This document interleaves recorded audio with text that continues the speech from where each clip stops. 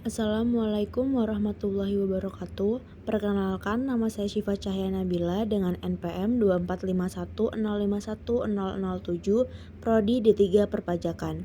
Di sini saya akan membahas mengenai landasan hukum bisnis dan bentuk badan usaha dan legalitasnya. Untuk materi yang pertama yaitu ada landasan hukum bisnis.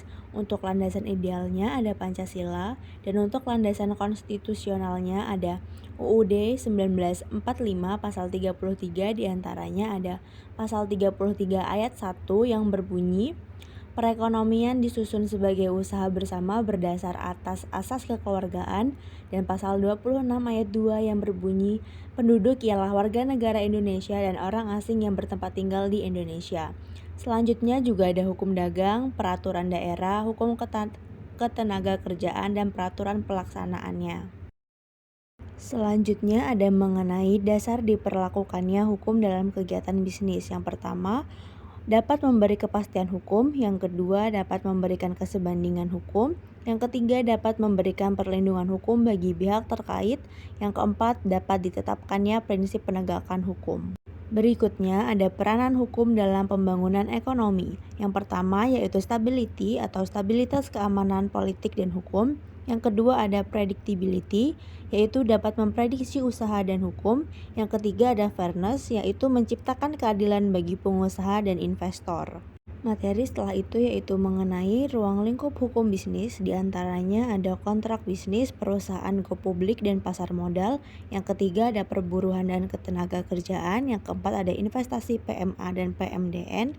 Yang kelima ada pengangkutan darat, laut, dan udara. Selanjutnya ada badan usaha atau hukum.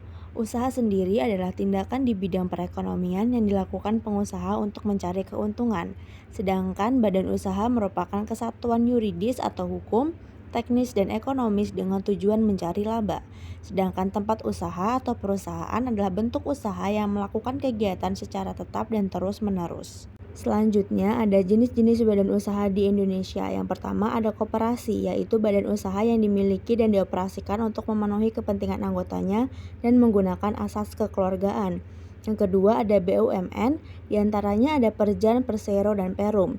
Yang ketiga ada BUMS, diantaranya ada CV, perusahaan perseorangan, firma, PT, dan juga joint venture. Selanjutnya ada faktor penentu jenis badan usaha. Yang pertama ada tipe dari usahanya seperti perkebunan atau industri.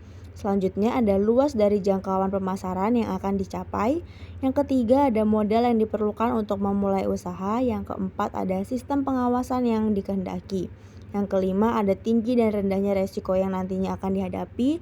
Yang keenam ada jangka waktu izin operasional yang diberikan oleh pemerintah. Yang ketujuh ada keuntungan yang direncanakan. Sekian penjelasan materi dari saya ucapkan terima kasih dan wassalamualaikum warahmatullahi wabarakatuh.